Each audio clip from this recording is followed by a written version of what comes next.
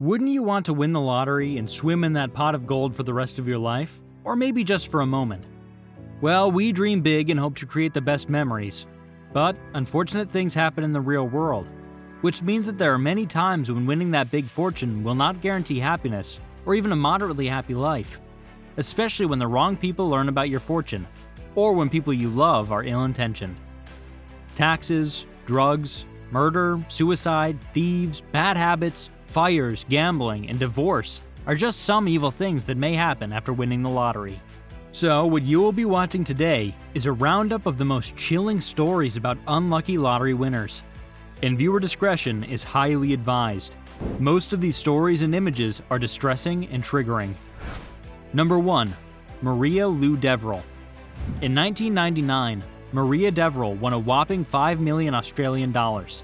Alongside David, her husband, they enlisted the professional services of a financial advisor and accountant, Pedro Kelly, who was subsequently charged with managing the money. After all, it was a smart move by Maria, since it wouldn't have been wise to deal with the responsibility of carefully managing all that money. So, theoretically, Kelly was the best person to manage that kind of money. Kelly had even turned into a trusted member of the Devrell family. Unfortunately, she didn't really know what she was getting herself into, or the real intentions of the person they had entrusted with all that money. All that time, Kelly was a sitting duck, waiting to pounce as she became the perpetrator of Maria's brutal murder.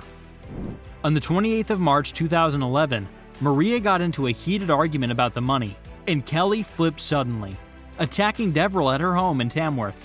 Kelly struck her on the head several times using a rubber mallet, but he was dissatisfied with this, going the extra mile to strangle Maria using his bare hands for long until her body went limp.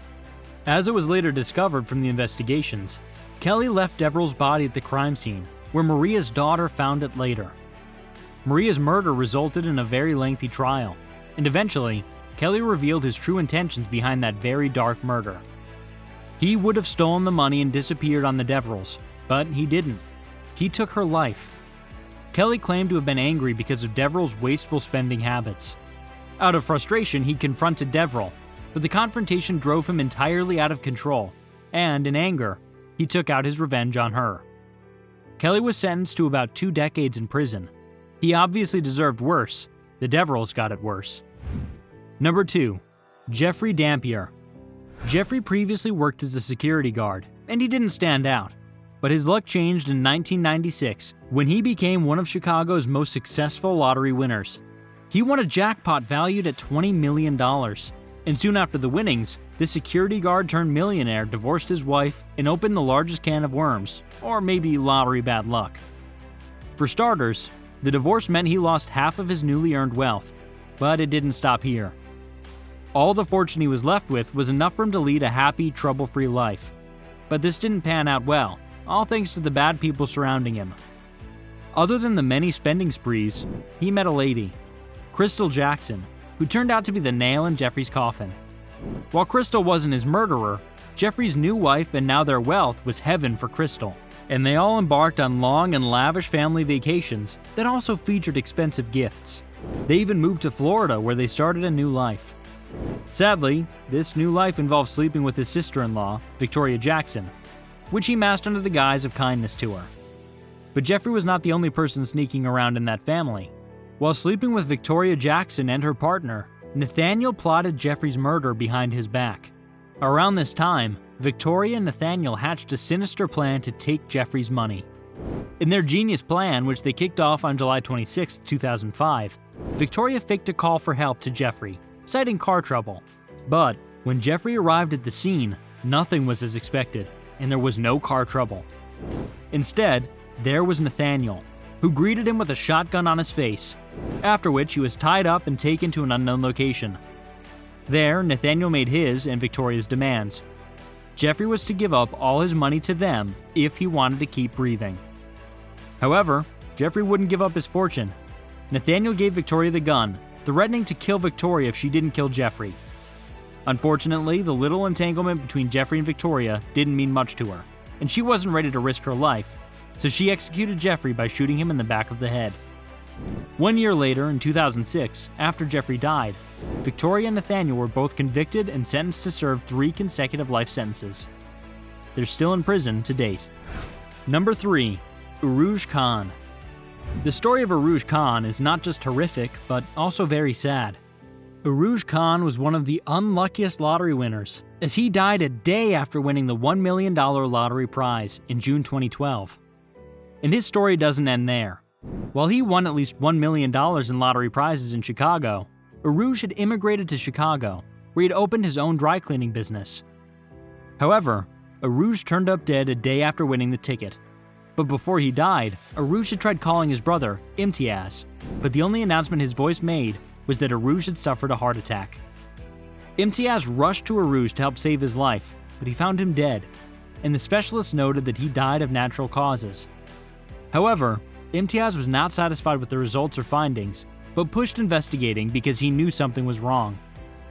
After many tests and the most complex blood samples tested, it was discovered that Urooj's death was unnatural and from a lethal cyanide dose. Sadly, the culprit has never been found to date, although much of the evidence points to his wife probably having something to do with his death. Urooj's family fought to keep the fortune, but there's no justice found yet. Urooj's wife and his stepdaughter are estranged. Number 4. Craigory Burch Jr. Fitzgerald, Georgia, November 2015. A little-known man called Craigory Burch Jr. went on from living a simple life as a forklift operator to becoming a lottery winner, taking home the $434,272 grand prize. Unfortunately, he was murdered barely 2 months after winning.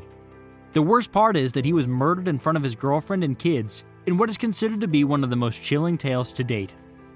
Craigory was gunned down by a group of heavily armed and masked men who broke into his property intending to take his money.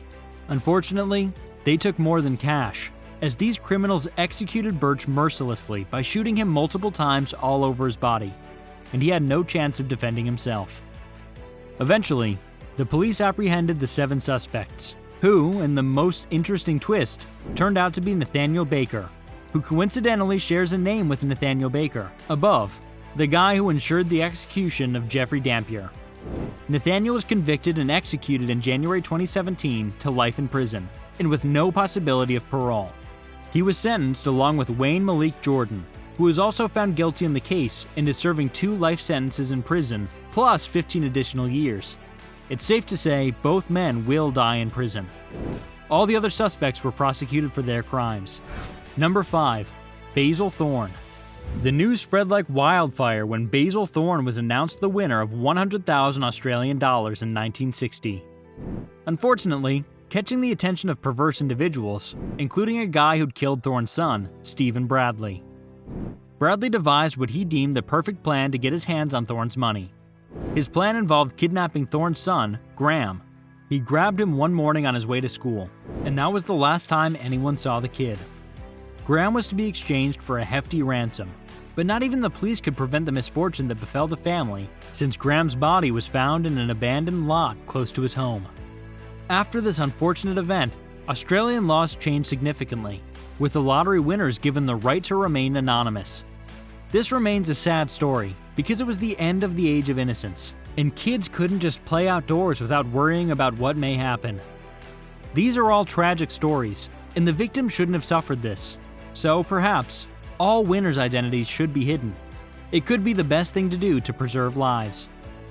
These stories should leave you thinking, that is unreal. And yet, these are very real but horrific and disturbing stories about men and women who won the lottery.